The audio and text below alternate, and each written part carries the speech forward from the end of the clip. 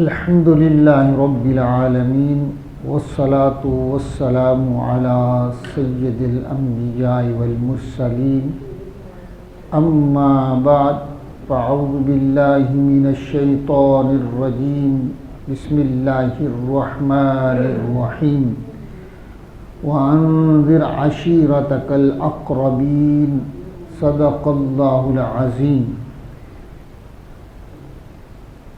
وانذر اور اے محبوب آپ ڈرائیں عشیرتک الاقربین اپنے قریبی رشتہ داروں کو. یہ اللہ تعالیٰ کا حکم آیا ہے کہ محبوب علیہ السلام کو کہ آپ نے اپنے قریبی رشتہ داروں کو پہلے میرا پیغام سنانا ہے اور میرے عذاب سے ڈرانا ہے. جس طرح صلہ رحمی کرنا یہ سب سے حق پہلے کن کا ہے؟ قریبی رشتہ داروں کا، اقربا کا. اسی طرح اللہ کا پیغام پہنچانا یہ بھی زیادہ حق کس کا ہے؟ پہلے اپنوں کو پہنچایا جائے. ہاں جی، یہ نہیں ہے کہ آپ باہر لوگوں کو تو کریں لیکن اپنوں کو نہ کریں. اپنے گھر سے شروع کرنا چاہیے. اور حضور علیہ السلام کے اس سے مراد سب سے پہلے بنو عبد المطلب ہیں، پھر بنو ہاشم، پھر دوسرے قریش. یہ حضور کے قریبی ہیں. فرمایا وَاخْفِضْ جَنَاحَكَ لِمَنِ اتَّبَعَكَ مِنَ الْمُؤْمِنِينَ، اور اپنے رحمت کا بازو بچھائیے اپنے اتباع کرنے والے مسلمانوں کے لیے. اب یہاں دیکھا آپ نے، یہاں کچھ پھیل گیا ہے بات.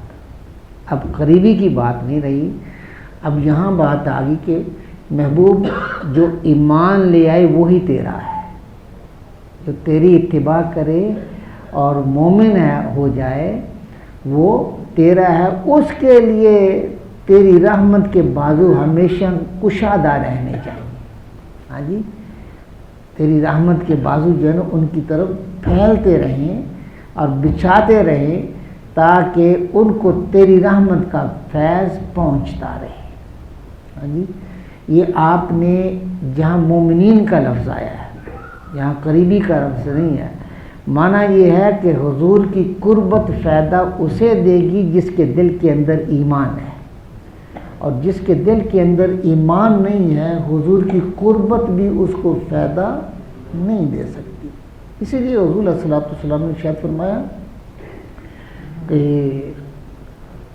جب سور پھونکا جائے گا، قیامت آ جائے گی، حضور نے فرمایا کسی کا نسب کام نہیں آئے گا سوائے میرے نسب کے.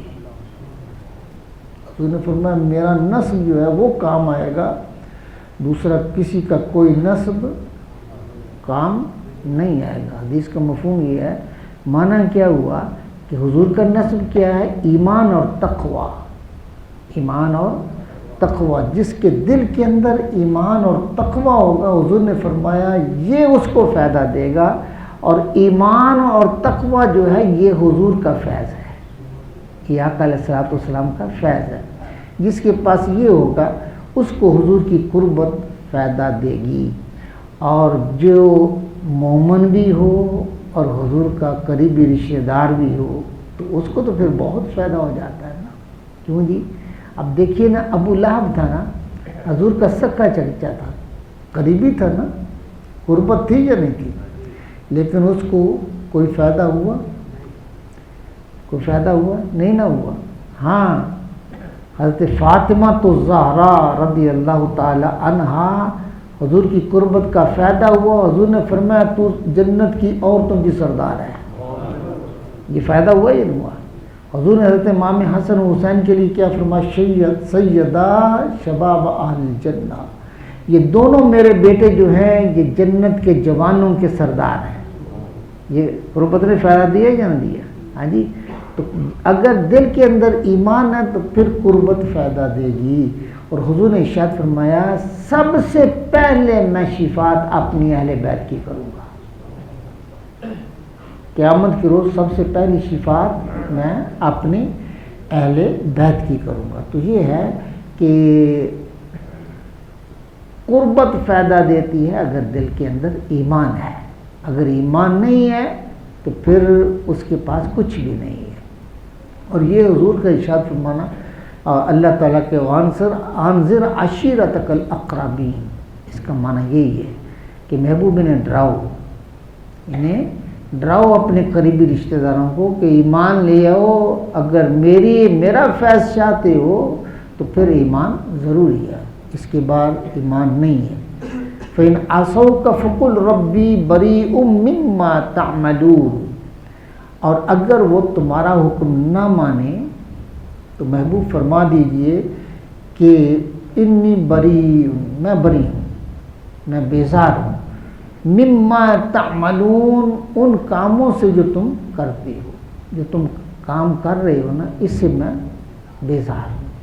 اب یہ دیکھیے ایک بڑی باریک بات علماء نے لکھی ہے کہ یہاں یہ نہیں کہا کہ محبوب تو جو تیرا نافرمان ہو جائے تو فقل انی بریء منکم، یہ نہیں فرمایا میں تم سے بیزار ہوں، بلکہ حضور نے فرمایا میں تمہارے کاموں سے بیزار ہوں، تمہارے جو تم برے عمل کرتے ہو اس سے بیزار ہوں۔ حضور نے ان سے بیزاری کا یہ نہیں فرمایا، کیوں؟ وہ کہتے ہیں کہ ہاں گناہ تو ہو جاتا ہے، غلطیاں ہوں گی، لیکن حضور علیہ الصلوۃ والسلام قیامت کو اپنی گناہ گار امت کی شفاعت فرمائیں گے۔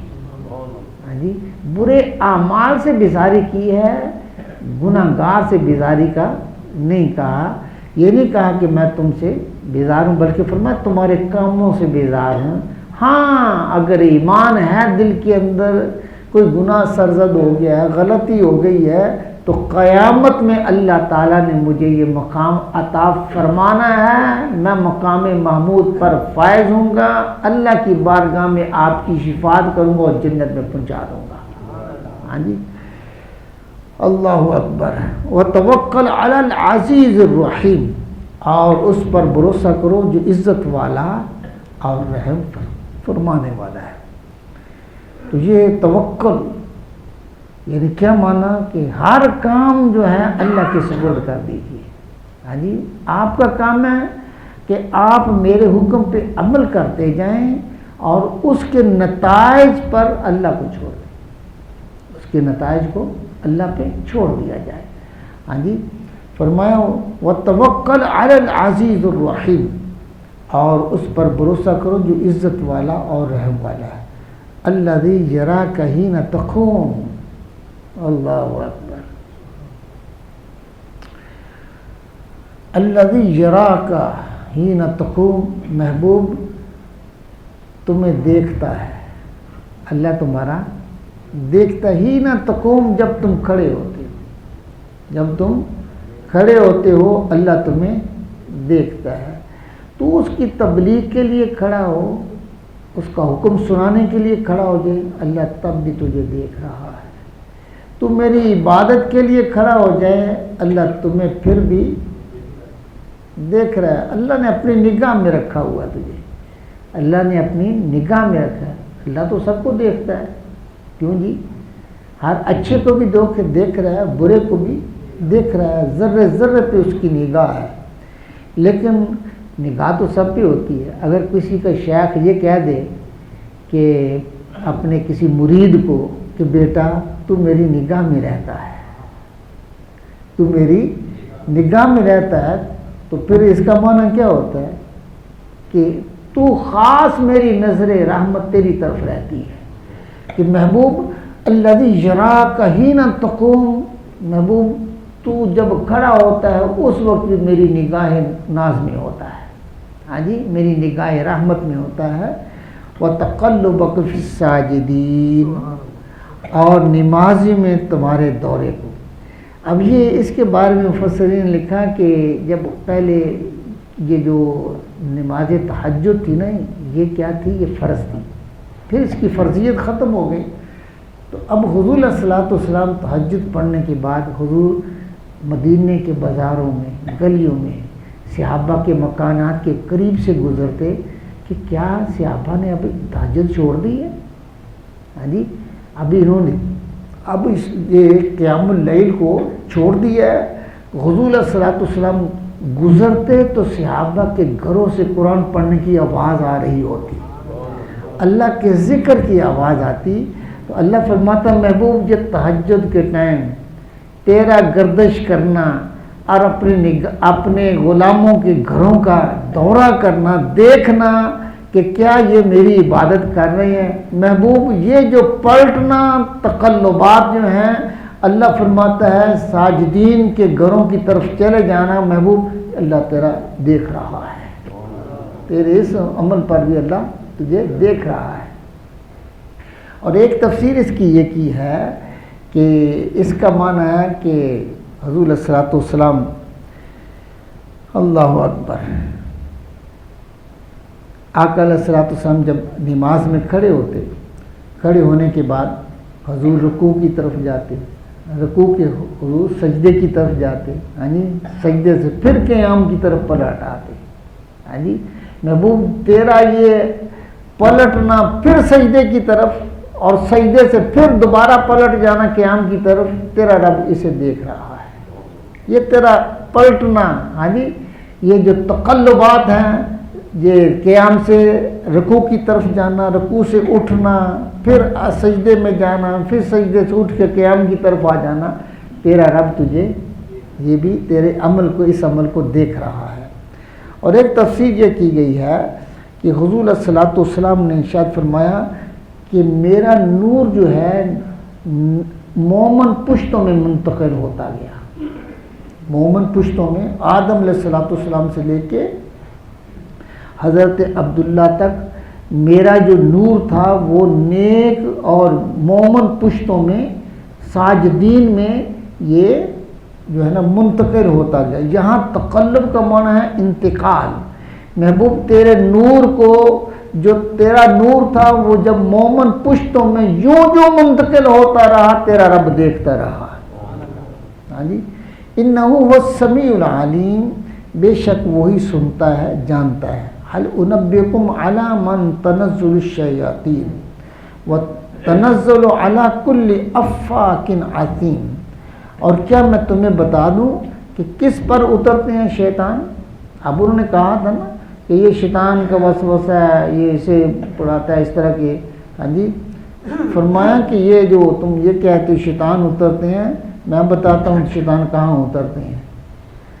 تنزل علی کل افاک اثیم، اترتے ہیں ہر بڑے بہتان والے گناہ گار پر، جو گناہ گار ہے، بہتان باندھنے والا ہے، اسی پر شیطان۔ تم نے بہتان باندھا میرے محبوب پر، شیطان ادھر نہیں جاتا، تمہاری طرف آتا ہے۔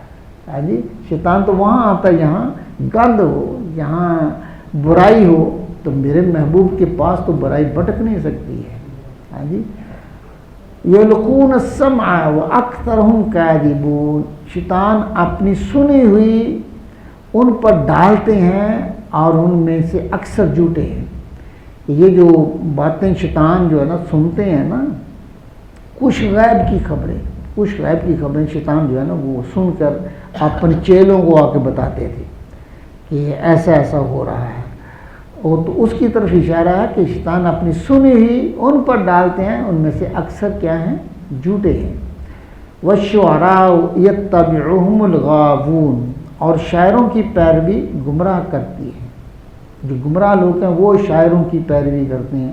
یہاں سے مراد وہ جاہلیت کے شاعر ہیں جنہوں نے حضور کی حجب کی، حضور علیہ الصلوۃ والسلام کے خلاف باتیں کی، ہاں جی، شعر کہے، یہ ان سے مراد وہ ہیں۔ ورنہ وہ بھی تو ہیں شعراء جن کو حضور نے اپنا ممبر پیش کیا، ہاں جی، اپنا ممبر پیش کیا، حضور نے خود فرمایا کہ تم کچھ سناؤ، کچھ بات کرو، اور ایک دفعہ تو حضور نے فرمایا اٹھ کے میری جو نا مدح کرنا، ان کا جواب دے حجب کا جو بیان کر رہے ہیں۔